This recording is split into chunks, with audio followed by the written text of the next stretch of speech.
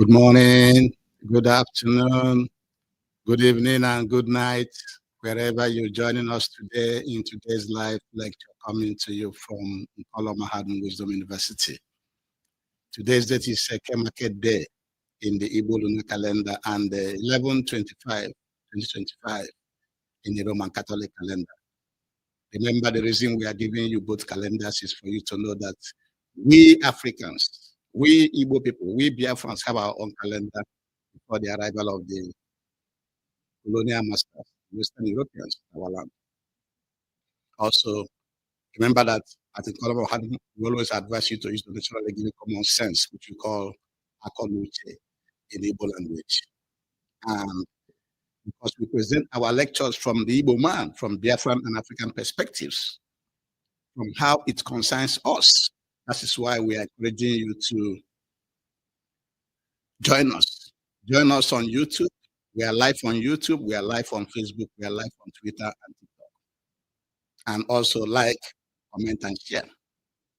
And we always also encourage you to see things, see events, see everything that is going on around this world from how it is affecting you. Don't see it from how it is affecting other cultures. That is why Colonial Wisdom University is Biafran-centric, is Igbo-centric, and African-centric university. Colonial is not a content creator. We are not here to create content. Before we present any lecture to you, we must have done our research, and what we are presenting is factual based on research. And we encourage you to do your own research to disprove what we have presented before you start to attack us or present or reject our information. Do your own research and you will agree with us. And so the title of today's lecture is Why Mazi Nnamdi Kanu was taken to Sokoto prison. Of all the prisons in Nigeria, why is it that it is Sokoto prison that they decide to send Mazi Nnamdi Kanu to? That is what you will know. At the end of this lecture, what you will know is the reason why Mazi Nnamdi Kanu was transferred to Sokoto prison than any other prison in Nigeria. And we want to start this lecture by taking you back in history to understand that the Sokoto you hear of is the headquarters of the Sokoto Caliphate. And how did the Sokoto Caliphate came to be? Usman Danfodio Jihad of 1804 to 1808 that led to the conquering of the Hausa land and people between 1904 to 1908. So the Fulanis conquered the Hausa people in 1904 to 1808 and took control of the vast land of the Hausa people. And you know, when you take the land, you're also taking the people together. Once you conquer the land, you have also conquered the people.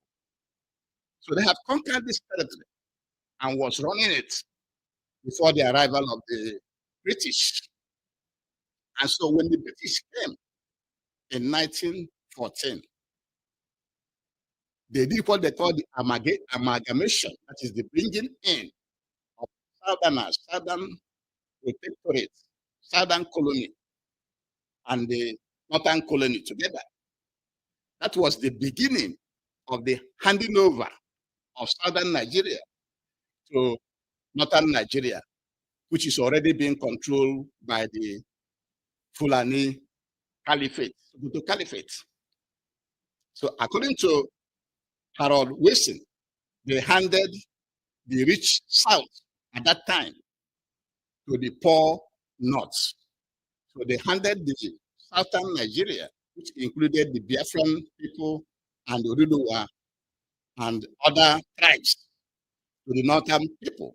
Who is in control of the North? The Sokoto Caliphate. That is the beginning.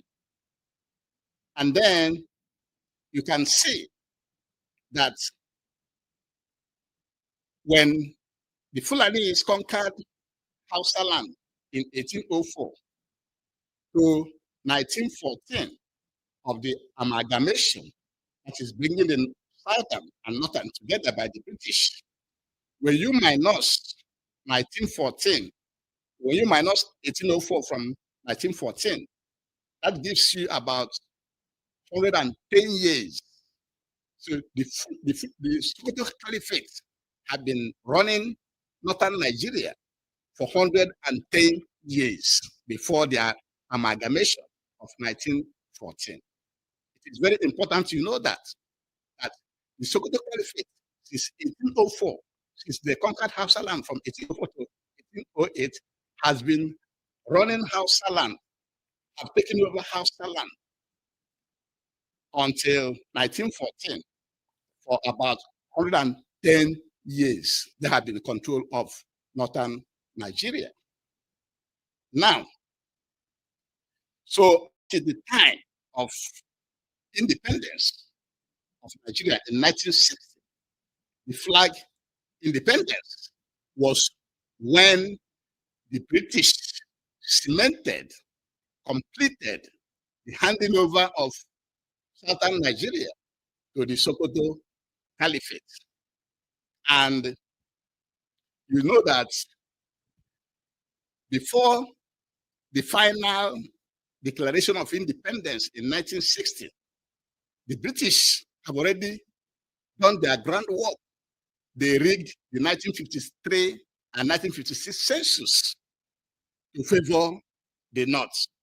For the first time in history, we say that the arid North has more population than the rainforest South. But all over the world, rainforest area always have more population than the arid areas. And so they rigged that census to favor the North. They also redrew the map of Nigeria that included the Biafran people, the Igbo people, as part of North Central Nigeria. And North Central Nigeria is being claimed by Fulanese as one North, as Northern Nigeria. The last thing they did was to rig that election, the election that brought in Abubakar Tafawa Balewa of Northern People's Congress in power.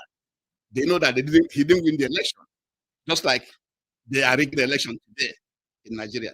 So they rigged that election to make sure that Abubakar Tafawa Balewa of the Northern People's Congress was declared the winner.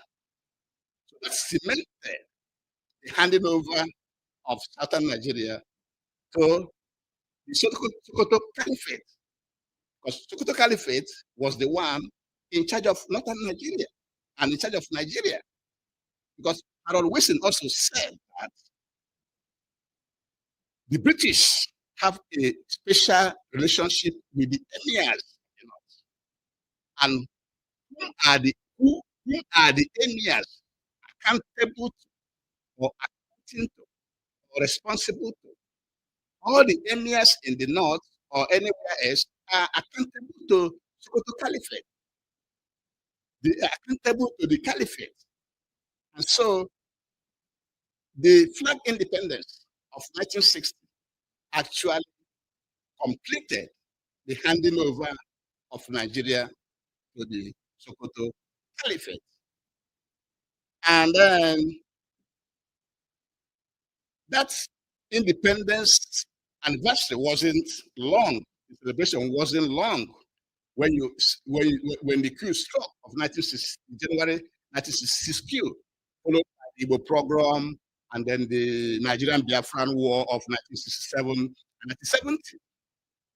And that war also completed the conquest of southern Nigeria as a whole, because the Caliphate made the Yorubas, which is part of the South, to fight against the Biafran people, the Eastern Nigerian people. And when Nigeria declared victory, even though they said no victor, no vanquished, we cannot tell there's a victor and there's a vanquished. That war also completed the conquest of southern Nigeria, including our brothers in the south-south, those that said that they're in the south-south region. So everybody was conquered, and the Fulani Caliphate is in charge, became in charge of the whole Nigeria. They are the one in charge of the government, the security apparatus, the media, diplomatic engagements, natural resources, and others. They are the one in control of Nigeria. If not, why do we have that Sokoto Caliphate there? Why do we still have it? And we have it, and you see all the jihad also going on in the country. And so Nigeria, as you know it today, is in the hand of the Sokoto Caliphate. Now,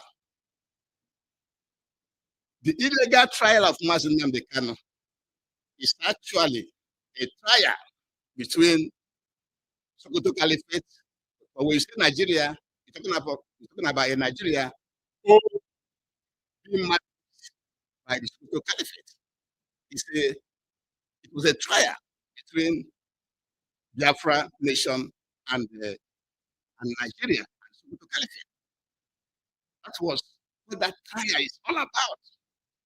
And you can see how all the drama in the courtroom, there's no law to try Mazi Nnamdi Kanu, and they just pushing everything. And Mazi Nnamdi Kanu is saying, show me the law, show me the law, and they couldn't show him the law. And on the last day, he was denied his final written address. And he was also asking Omotosho that they show me the law that prevented him from reading his final written address. And Omotosho cannot provide any law. And they just pushed everything, rushed everything, and convicted Mazi Nnamdi Kanu without no law, and then pushed him straight to the prison in Sokoto. So the trial of Mazi Nnamdi Kanu is actually a battle in the courtroom between Biafra and Nigeria. And we say Nigeria and the Sokoto Caliphate. And so that was why immediately after that court conviction on the 20th, on the 21st, because according to Business Day says that less than 24 hours after Justice Omotosho delivered the judgment, Nnamdi Kanu was sent to Sokoto prison. Why Sokoto prison? Sokoto is the headquarters of the Caliphate. And if you do your maths, if you do your mathematics, from 2025, we are in 2025 now, minus 1804 from 2025, you will get 221 years that the Sokoto Caliphate have been actually running Nigeria. So they are in charge of Nigeria. That is why they wanted Nnamdi Kanu in Sokoto prison. That is what we want you to know. And another reason why they wanted Mazi Nnamdi Kanu in Sokoto prison is to show Kanu and the Biafrans and the world that the Sokoto Caliphate is in control of Nigeria.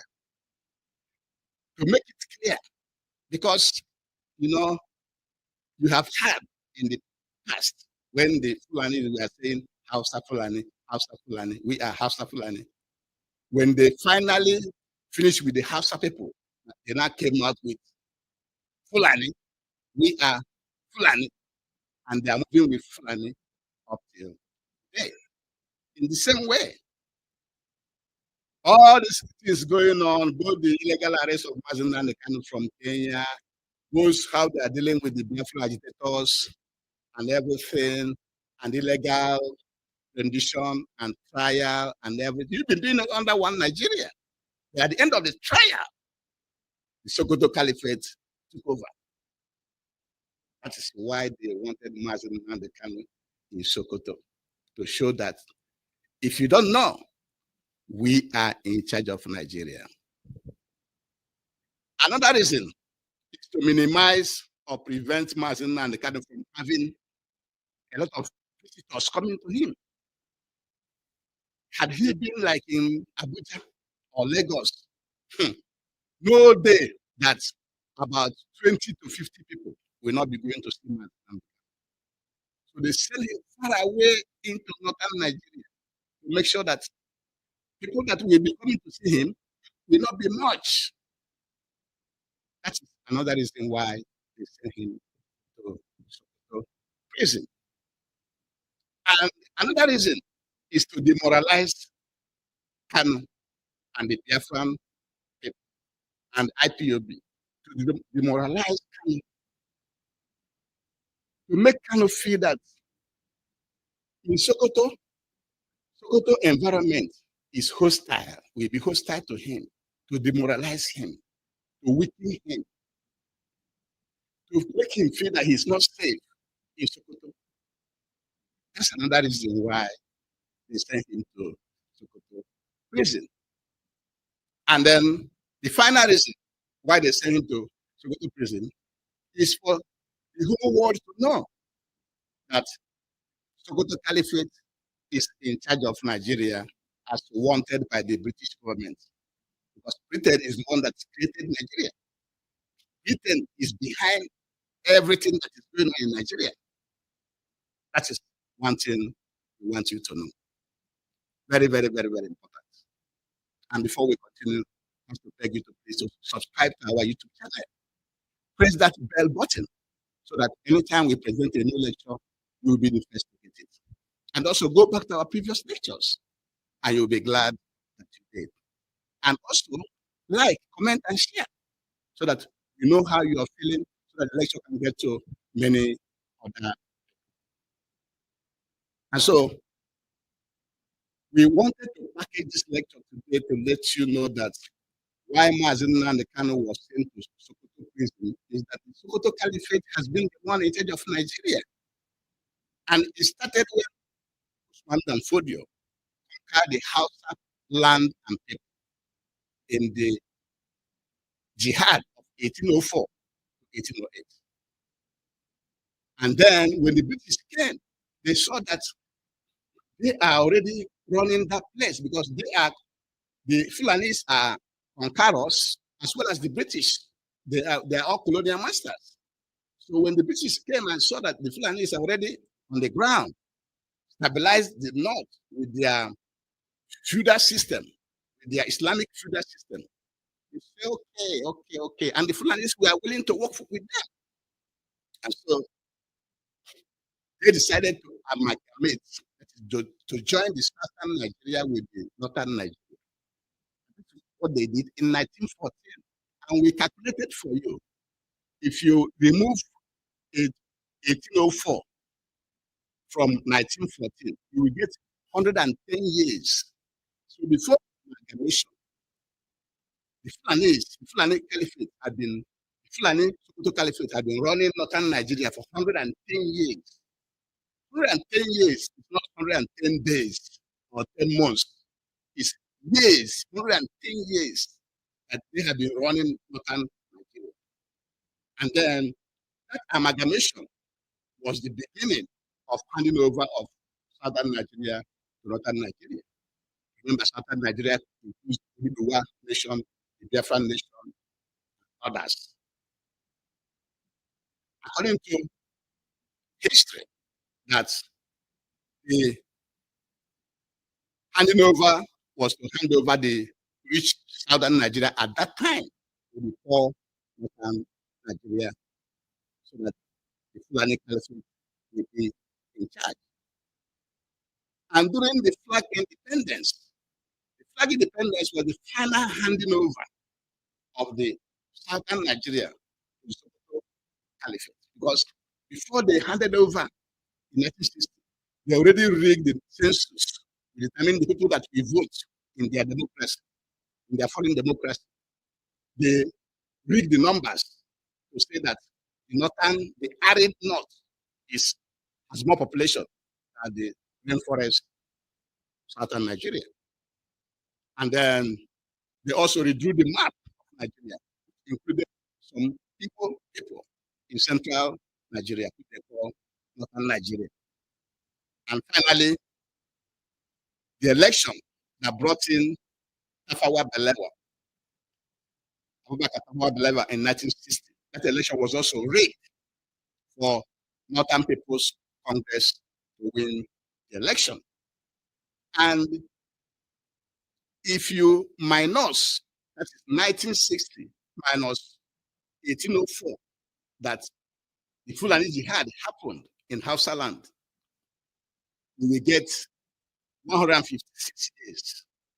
So from 1960, when Britain handed over the whole country to the Sokoto Caliphate, from 1960 minus 1804, you will get 156 years that the Fulanis, the Sokoto Caliphate, have now managed the north and then the south. And then the Nigeria-Biafran War of 1967, you know that soon after that handover, things weren't going well.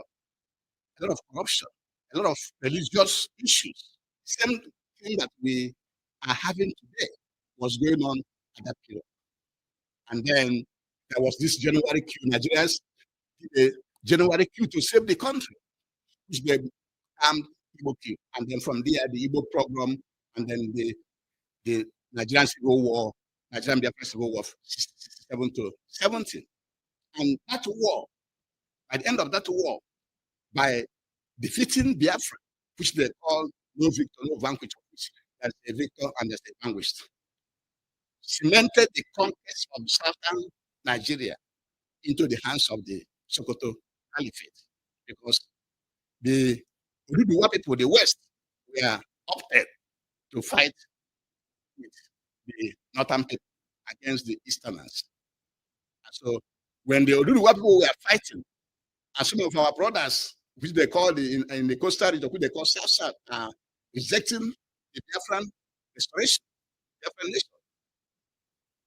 Little did they know that they are being conquered as well. So after that war, the whole Nigeria, everything was cemented for the Fulani Sokoto Caliphate. And they became completely in charge of both the Nigerian government, both the security forces, the media, diplomatic engagements, natural resources, and others. They are everywhere. So they are in charge of Nigeria. And now, the illegal trial of Mazi Nnamdi Kanu, you should know, is actually between the Sokoto Caliphate, which they hid. They hide it under Nigeria, under one Nigeria. That trial you see is between the Biafran nation and the Nigerian Sokoto Caliphate. That's what happened. That was why Business Day said that less than 24 hours after that judgment, that was when they quickly sent Mazi Nnamdi Kanu to that prison in Sokoto. Because Sokoto is the headquarters of the Sokoto Caliphate. It's the headquarters. And we did a match for you. Now we are in 2025. 2025 minus 1804, when the jihad started in the north, we give you 221 years that the Fulani Caliphate have been in this business. So they are in charge of Nigeria. And other reasons why send Mazi Nnamdi Kanu to Sokoto prison is to show Kanu and Biafrans that Sokoto Caliphate is in charge of Nigeria. That you should know now that we are in charge. We are in charge of Kanu.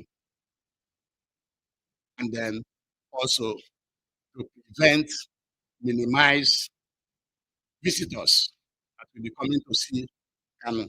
Because if he was in Lagos or Abuja, no day passed that 50 or more people will not be going to that prison to see him. He will receive a lot of visitors. They don't want him to see a lot of visitors. And again, they want him to be demoralized, to feel that he's in a hostile environment. This and other reasons may be the reason why also they send him to that Sokoto prison. And then the final lesson is for Biafrans and the whole world to know that the Sokoto Caliphate is in charge of Nigeria as wanted by the British government. Because it was the Britain that created Nigeria. Britain got Nigeria out of the 1884, 1885 Berlin Conference, in which the colonizers brought up the map of Africa and divided the land of Africa to themselves. That was where Britain got this Nigerian area, this area called Nigeria, as their own. So Nigeria, as presently constituted, is created by Britain. And whatever Britain wants is what is going on in that country today. And with this, we shall be bringing today's lecture to an end. So before we end it, we have to encourage you to join Mazi Nnamdi Kanu to dismantle all these colonial boundaries. Because the boundary you have today called Nigeria is the colonial boundary. That's what Mazi Nnamdi Kanu is trying to dismantle, so that the Biafran nation can be by themselves. The Middle West can be themselves, do what we be themselves, then the Hausas will be free to manage their land. So support him. And with this, please share it, like it, comment, and join us at Colonial Wisdom University, because everything we are presenting is after a thorough research. We are not content creators. We are an university. And you know, not everybody wants to learn, but knowledge and continuous learning and using what you have learned to make changes in your life is what matters. We are not content creators. Join this university and you will not regret that you have done. Thank you very much for joining us. Also, our next lecture is coming up by 2 p.m. Central Standard Time, which is 9 p.m. Nigerian time. That lecture will cover religious wars and the Fulani religious wars in Nigeria, and that war, that religious war you see going on in Nigeria, cannot stop. The religious wars and the Fulani war going on in Nigeria right now will not stop. Join us in that lecture also. And with this, we shall be bringing today's lecture. Thank you very much for joining me. Have a great day. Bye-bye.